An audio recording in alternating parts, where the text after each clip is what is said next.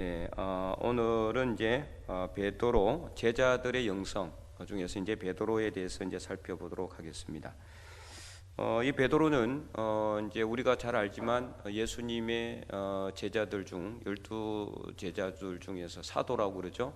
12사도들 중에서도 가장 그 수장격에 해당하는 이제 수제자라 그러죠. 수제자 해당하는 그런 이제 역할을 했어요. 예수님께서 이제 항상 12제자만 데리고 다니는 않았거든요. 때로는 베나산 사건 같은 경우에도 예수님이 3명만 데리고 갔잖아요. 베드로, 요한, 야고보 이렇게. 요한과 야고보는 뭐 형제지만 베드로는 이제 아니죠. 베드로는 이제 형제는 안드레가 형제인데 어쨌든 이제 베드로는 늘 그 3명 중에 항상 끼어 있었고 또 12제자 중에서도 항상 끼어 있었고 뭘 하든 항상 앞장서는 게 누구예요? 베드로. 그렇죠? 베드로가 항상 앞장서는 것을 볼 수가 있어요. 그래서 이제 상당히 또 성격도 급해 보이는 그런 것을 볼 수가 있습니다. 이제 이 갈릴리 바다 예수님께서 부활하신 후에도 갈릴리 바다에 다시 또 물고기 잡으러 갈 때도 예수님인 줄 알았을 때 가장 먼저 물에 뛰어들어서 이 육지로 뛰어 올라온 사람이 누구예요? 베드로예요. 베드로. 그래서 이제 이 베드로는 이제 실수도 많았고 이렇게 좀 이렇게 성격도 급하고 그런 어떤 이제 이 성향을 보여주기도 합니다.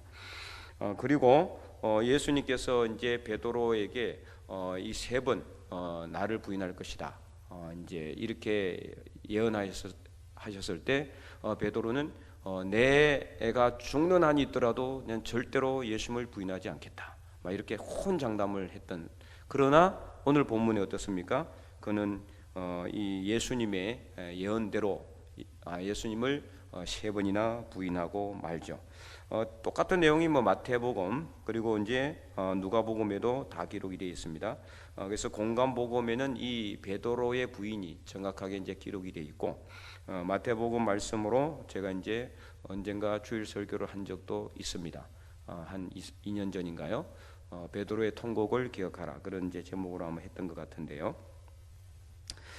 그래서 이제 우리가 오늘 살펴볼 것은 베드로의 영성입니다. 베드로의 영성. 첫 번째 시간으로 회개입니다. 회개에 대해서 우리가 살펴볼 텐데 그래서 이제 내용이 겹치지만 오늘 본문을 이렇게 잡았습니다. 이 베드로의 영성 중에서 회개라는 내용은 오늘 본문에 전혀 나오지는 않습니다. 그러나 베드로가 예수님을 3번 부인하고 마지막 62절에 밖에 나가서 심히 통곡했다. 자, 이제 여기서 통곡이라는 단어를 우리가 이제 유심히 살펴볼 필요가 있는데 이 심히 통곡하다 심히에서 이 헬라어 파크로스라는 이 단어는 딱 신약 성경에 2번만 사용됐어요. 딱 2번만. 그래서 마태복음 26장 75절 심히 통곡에도 심히 통곡했다라고 되어 있거든요. 그래서 오늘 본문에도 심히 통곡했다라고 되어 있어요. 그래서 일단 심히라는 이 헬라어 단어는 신약 성경에 단 2번만 사용될 정도로 아주 사용 빈도수가 적은데 오늘 본문에 한 번, 마태복음 한 번, 그것도 동일한 사건에 이렇게 기록됐다는 것은 이 심히 통곡했다. 그러니까 그냥 통곡한 게 아니라 아주 가슴이 찢어질 정도로 비통하게 그렇게 통곡했다는 것을 이렇게 강조하고 있는. 이 통곡했다는 것 자체도 그죠? 그냥 우는 게 아니잖아요. 통곡이라는 것 자체가 그냥 펑펑 우는 거죠. 그냥 주저앉아 가지고 펑펑 우는데. 근데 그냥 주저앉아서 펑펑 우는 정도가 아니라 심하게 가슴이 찢어질 정도로 애간장이 녹을 정도로 그렇게 심하게 통곡했다는 것을 이렇게 이제 오늘 본문은 이렇게 강하게 강조하고 있는 겁니다. 이는 당시 이제 가롯 유다와 아주 좋은 대조를 이루고 있는 내용인데 가롯 유다는 예수님을 배반하고 나서 자기 양심의 가책을 받아서 울었습니까? 안 울었죠. 울지 않았고 오히려 어떻게 했습니까? 이제 받은 은 30을 대제사장들에게 도로 가져갔잖아요. 양심 가책을 받아서 도로 가져갔는데 대제사장들이 안 받아요. 이 더러운 돈인가 우리 안 받겠다. 그래서 이제 그것을 성전 안으로 어떻게 해요? 집어 던져 놓고 자기는 죽었어요. 자살했습니다. 자살. 절대로 이제 이 자살이라는 것은 그리스도인들이 해야 되는 게 아니잖아요. 하나님 주신 목숨인데 아무리 잘못했다고 만약에 가룟 유다가 회개했다라면은 그는 용서받았을 겁니다. 회개를 했다면은. 그러나 그는 회개하지 않았어요. 그러니까 자기가 한 것에 대한 양심의 가책만 느꼈을 뿐이지 양심의 가책을 느끼는 거하고 회개하는 거하고는 완전히 다르거든요. 회개라는 것은 내 잘못을 하나님 앞에 그대로 이렇게 고백하고 그 잘못을 하나님께 드러내고 그래서 그 용서를 받는 것까지가 회개입니다. 회개. 그냥 나 혼자만 잘못했습니다. 이상 끝. 이건 회개가 아니에요. 이는 그냥 자기 뭐라고 그래요? 뉘우치는 거예요. 자기 반성이라고 볼 수 있죠. 그래서 성경적으로 회개라는 것은 하나님 제가 잘못했습니다. 용서해 주시옵소서. 그 용서를 받는 것까지가 회개예요. 자, 그런데 오늘 본문에 사실은 뭐 그렇다고 해서 주님이 너 그래 용서해 줄게 이런 내용도 없고요. 하지만 심히 통곡하고 난 후에 베드로의 삶이 어떻게 변했는지를 본다면은 그가 이 심히 통곡한 그 통곡의 눈물, 심하게 통곡한 그 통곡에는 가장 강력한 무언의 회개가 있었다는 것을 우리는 알게 된다는 거죠. 그래서 베드로는 이후에 완전히 다른 삶을 살았죠. 사도행전 2장에 보면은 오순절 성령 강림의 역사가 일어나잖아요. 만약에 그가 회개하지 아니하였고 그가 부인한 상태로 그대로 갔다면은 그에게 성령께서 임재하셨을까요? 절대로 임할 수가 없죠. 그는 회개했기 때문에 그에게 성령 강림의 역사가 일어나지 않았겠습니까? 오순절 성령 강림의 역사 가장 강하게 이렇게 그 역사한 사람 중에 하나가 바로 베드로입니다. 그죠? 그래서 베드로는 이후에 어떻게 합니까? 어디서요? 솔로몬 행각에서 설교를 해서 몇 명이 3,000명이 믿고 또 5,000명이 믿는 놀라운 역사가 일어나게 되죠. 그리고 이 공회 앞에서 또 그는 불려가죠. 그리고 불려가가지고 어떻게 합니까? 담대하게 복음을 전하죠. 그가 만약에 회개하지 않았다면은 그는 이렇게 성령 충만을 받았을 수도 있을 수도 없는 것이고 성령의 역사는 그에게 나타날 수가 없었을 겁니다. 회개는 항상 뭐가 있게 동반이 되느냐면은 성령의 역사가 항상 동반된다. 회개하는 순간 어떻게 된다? 성령께서 역사하게 된다. 성령께서 역사한다. 그래서 우리가 하나님 앞에 회개하는 것은요, 그냥 내 잘못을 뉘우치는 정도가 아니에요. 뉘우치는 정도가 아니다. 오늘 베드로는 밖에 나가서 심히 통곡했고 그의 눈물은 그에게 있어서 삶의 전환점이 되었습니다. 삶의 전환점. 완전히 삶이 바뀌었습니다. 이전에 그는 정말 호언장담하며 나는 내 목에 칼이 들어와도 난 죽는 한이 있어도 주님을 배반하지 않겠다고 했는데도 불구하고 그는 주님을 배반했습니다. 그때 그가 호언장담했던 것은 성령의 역사가 아니라 뭡니까? 자기 마음의 결단이었죠. 지금 내 힘으로는, 내 생각으로는 뭐든 할 수 있는 거예요. 내 힘으로는 정말 천지도 뒤엎을 수 있는 막 그런 힘이 있다 할지라도 내 힘으로는 안 돼요. 지금 내 어떤 생각으로는 그냥 1,000명, 10,000명도 막 이렇게 복음을 전할 수 있을 것 같은데 이게 됩니까? 안 되는. 한 명도 전도하기 쉽지가 않아요. 물론 성령께서 역사하시면은 가능하지만 내 힘과 능력으로는 아무리 내가 잘 하려고 하고 내게 능력이 있고 내게 지혜가 넘쳐나고 내가 모든 은사를 가지고 있는 것 같다 할지라도 달란트를 갖고 있는 것 같다 할지라도 성령께서 역사하지 않으면은 못하는 겁니다. 그래서 이후에 그는 놀라운 역사가 이제 그에게는 일어나고 있는 것을 알 수가 있다. 오순절 성령 강림 후에 설교하여서 3,000명이 믿는 역사. 그리고 사도행전 3장에 나면서부터 걷지 못한 이 사람을 고쳐주잖아요. 기도하러 올라가는데 요한과 함께 기도하러 성전으로 가다가 나면서부터 앉지를 못하는, 걷지를 못하는 사람에게 그에게 뭐라고 합니까? 내가 내게 줄 것은 없지만 그가 뭐 이렇게 뭘 바라기 위해서 구걸한 사람이었잖아요. 금과 은은 내게 없지만 내게 있는 것을 내게 주노니 곧 나사렛 예수 그리스도 이름으로 일어나 걸어라. 그래서 그는 일어나 걸었고 이 일로 인해서 사람들이 막 이렇게 이 베드로한테 막 이렇게 다들 모이는 거예요. 그래서 어디로 갑니까? 솔로몬 행각으로 가는 거죠. 거기서 그가 설교해서 몇 명이 믿었습니까? 5,000명이나 되는 사람들이 예수님을 믿는 놀라운 역사가 일어나게 됩니다. 특별히 사도행전 2장에 보면은 그가 오순절 설교를 하면서 사람들에게 건면한 내용이 뭡니까? 우리 다 함께 사도행전 2장 37절 38절 한번 보겠습니다. 사도행전 2장 37절 38절.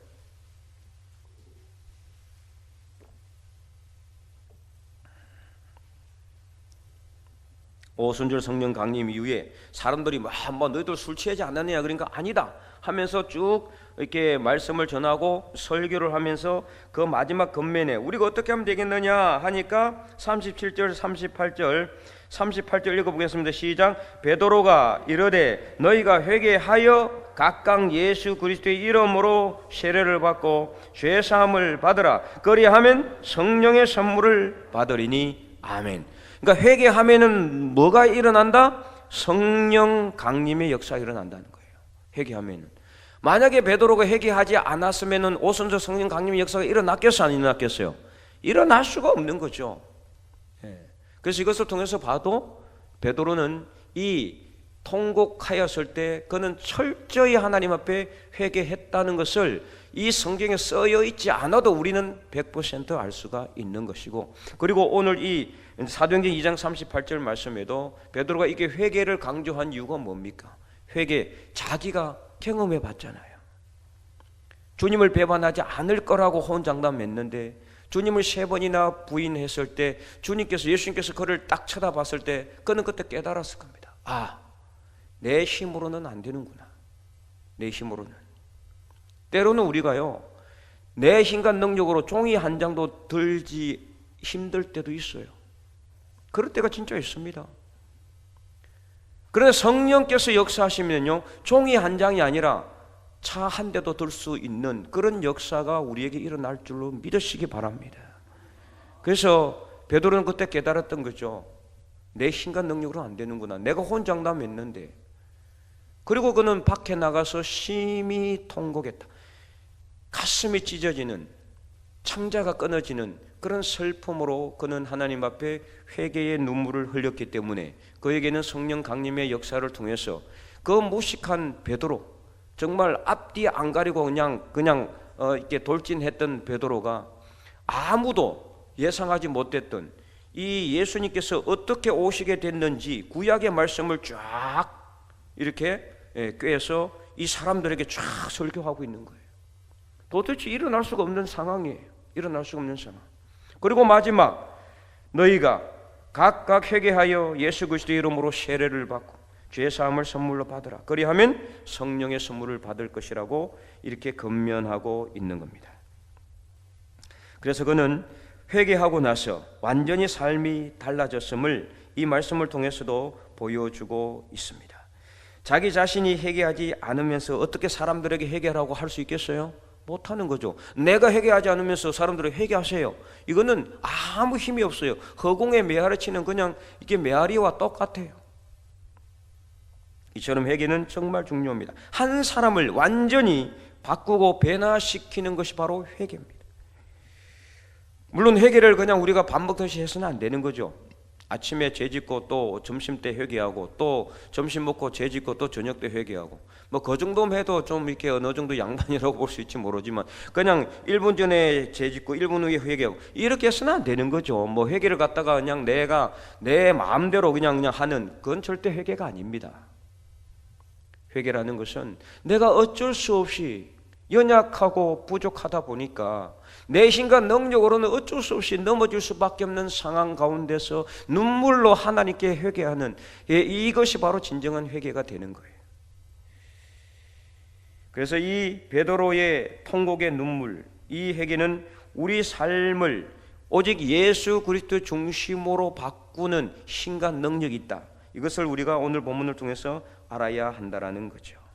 그래서 그가 사도행전 3장에 아까도 얘기했지만은 이 베드로가 이 태어나면서부터 걷지 못한 사람에게 그는 뭐라고 합니까? 아무것도 자기에게는 없지만 은과 금도 나한테 없고 내게 줄 거 아무것도 없지만 줄 것은 오직 예수 그리스도의 이름밖에 없다. 예수님 중심으로 삶이 바뀐 거예요. 그는 이후에 모든 그의 삶은 예수님 중심, 오직 예수님을 이렇게 바라보고 예수님만을 의지하고 예수님처럼 살아가는 삶을 사는 예수님 중심의 삶으로 그가 바뀌었기 때문에 베드로는 이후에 놀라운 성령의 역사를 경험하게 된 겁니다. 그리고 초대교회를 아름답게, 예루살렘 교회를 아름답게 이끌어가는 그런 기둥 역할을 하게 된 것입니다.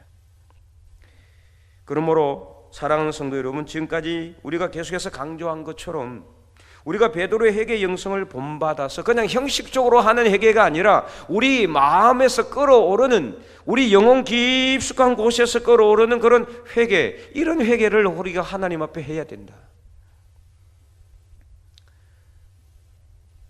그래서 오늘 우리는 정말 이 시대를 향해서 정말 눈물로 회개해야 돼. 우리가 계속해서 기도했지만은 정말 이 시대가 정말 너무나 악한 길로 가고 있어요. 악한 길로. 지난주에도 강구를 했지만은 이 동성애를 비롯해서 도대체 일어나지 말아야 될 일들이 버젓이 그냥 국가가 법적으로 허용하고자 하는 식으로 가고 있지 않아요? 창조 질서에도 위배될 뿐만 아니라 사회 건강을 무너뜨리는, 가족 체계를 무너뜨리는 이 악법 중의 악법입니다. 특별히 이 차별금지법은 이 동성애를 허용하는 그런 내용만 허용하는 그런 어떤 것만 있는 게 아니에요. 이 차별금지법 안에는 또 다른 엄청나게 많은 악법들이 숨어 있거든요. 물론 좋은 것도 있어요. 차별하지 말자. 물론 차별하지 말아야 되죠. 그러나 그 차별에 대해서는 어떤 내용도 있느냐. 우리가 예수님만 믿어야 된다, 다른 건 믿어서는 안 된다, 이거 차별이에요. 앞으로 만약 차별금지법이 통과됐잖아요. 제가 이 설교 단상에서 다른 거 믿으면 안 되고 예수님만 믿어야 됩니다라고 말하는 순간 어디 위배됩니까? 차별금지법에 위배돼요. 앞으로 차별금지법이 통과가 되면요, 목사는 설교 단상에서 마음대로 설교도 할 수 없어요. 이 기독교는 특별히 어떤 종교입니까? 여러분 말씀드리지만은 배타적인 종교입니다. 그렇다고 해서 우리는 다른 종교를 무시하거나 막 다른 종교를 갖다가 막 이렇게 막 깔아뭉개고 그러지는 않습니다. 저도 그러고 싶지도 않아요. 불교라든지 유교라든지 이슬람 다른 종교를 존중해야 되죠. 그러나 구원은 누구에게만 있습니까? 예수님에게만 있습니다. 석가모니에게도 없고 마호메트에게도 없고 다 그 어떤 곳에서 없습니다. 오직 천하에 구원을 주실 이는 예수 그리스도 한 분밖에 없습니다. 그런데 이렇게 제가 설교했다가는 차별금지법 통과된 이후로는 잘못하면은 쇠고랑 찰 수 있다는 거예요. 이게 지금 차별금지법이에요. 심각한 문제죠. 동성애는 당연히 뭐 더 말할 것도 없고요. 정말 그래서 이 차별금지법을 통과시키려고 하는 이 세력, 거기에는 정말 이 악한 세력이 분명히 있는 것은 틀림없는 것 같아요. 우리가 그래서 어떻게 해야 됩니까? 기도해야 되는데, 자, 기도하되 회개해야 된다. 왜 회개됩니까? 왜 이제까지 왔는지, 왜 지금까지 왔는지. 이 지금 차별금지법 이야기가 나온 지가 얼마입니까? 10년도 더 넘었고요. 이게 지금 처음 나온 게 1990년대예요.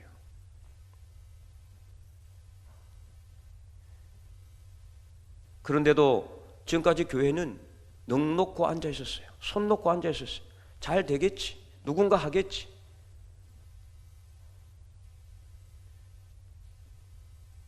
교단에서도 안 했고 목회자들도 안 했고 저도 사실 회개해야 됩니다.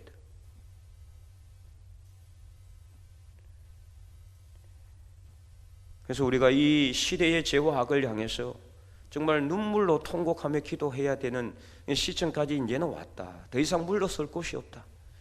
그래서 27일 날 서울 강안문에서 200만 성도 모여서 함께 예배드리자, 이런 지금 운동을 펼 중 있는데, 우리 교회가 뭐 이렇게 차를 대절해서 갈 수 있는 형편은 아니기 때문에 우리는 그날 가시는 분들 안전하게 잘 갔다 오실 수 있도록 기도도 해 주셔야 되고, 그분들은 뭐 이렇게 시간이 남아 돌아서 가는 건 아니거든요. 뭐 서울이나 인근에 있는 분들이야 가까이 있으니까 오전 예배 드리고 가면 되지만 지방에서 가는 분들은 시간을 내서 가는 거예요. 자기 지 교회 예배를 어떤 교회는 이게 보니까 뭐 우리는 일부 예배가 없다 보니까 또 하기 힘든데 이제 교회가 큰 교회 같은 경우는 일부 예배를 뭐 7시 드리고 9시 드리고 그러거든요. 일부 예배 드리고 올라간다는 거죠. 그런 교회도 있다고 합니다. 이제 다른 대도시 이제 큰 교회들 이제 지방에 있는 교회들 알아보니까 그래서 우리의 힘을 보여주자는 게 아닙니다. 하나님 앞에 통곡하며 회개하며 예배 드리며 기도하자는 겁니다. 우리는 가지 못하지만 우리가 있는 자리에서 간절하게 기도해야 할 수밖에 없는 상황이 우리가 하나님 앞에 눈물로 기도하고 통곡하며 기도하는 저와 여러분이 될 수 있기를 간절히 소망합니다. 그래서 정말 아직까지 늦지 않았으니까 우리가 저번에도 말씀드린 것처럼 모세가 하나님께서 이 죄를 지은 이스라엘 백성들을 다 썰어버리려고 했을 때 모세가 정말 목숨을 걸고 하나님 앞에 막았었잖아요. 근데 모세 한 사람이 막았었는데 하나님께서 스톱했어요. 여러분 이거는요 우리에게 오늘 엄청난 소망을 주는 겁니다. 모세는 그럼 신입니까? 모세가 하나님이에요? 모세 사람이에요. 똑같은 성경, 우리와 똑같은 성경 가진 사람이 모세도 실수했어요. 그런데 모세 한 사람이 막았었는데 하나님께서 스톱했는데 오늘 우리는 몇 명입니까? 우리만 해도 수없이 많습니다. 그럼 한국교회 정말 이것을 갖다가 눈물로 기도하려고 한 사람 몇 명입니까? 수없이 많습니다. 이 많은 사람들이 하나님 앞에 목숨 걸고 회개하며 베드로처럼 통곡하며 기도하며 나가면은 하나님은 분명히 이 악한 법이 통과되지 않도록 역사하실 것이고 하나님께서 하나님의 창조 지시를 지켜주실 줄로 믿습니다. 그래서 우리가 이 베드로처럼 통곡하며 오늘 이 시대의 죄와 악을 향해서 기도하고 여러분 삶을 돌아보고 혹시 여러분 삶 속에서도 회개할 것이 있으면은 그냥 하나님 용서해 주십시오 이렇게 회개하지 마시고 오늘 이 시간에는 정말 눈물로 통곡하며 비통하게 회개하시기 바랍니다. 죄를 가지고 하나님 앞에 내놓으시기 바랍니다. 우리의 시대와 죄악을 향해서 이 시대의 죄와 악을 향해서 그리고 우리 삶을 돌아보고 회개하고 그래서 간절하게 눈물로 기도하여서 하나님께서 우리 기도에 응답받는 그날까지 우리 기도가 끊어지지 않고 우리 눈물이 마르지 않아서 하나님의 영광의 역사가 속히 이 땅 위에 이루어질 수 있기를 주님의 이름으로 간절히 축원드립니다.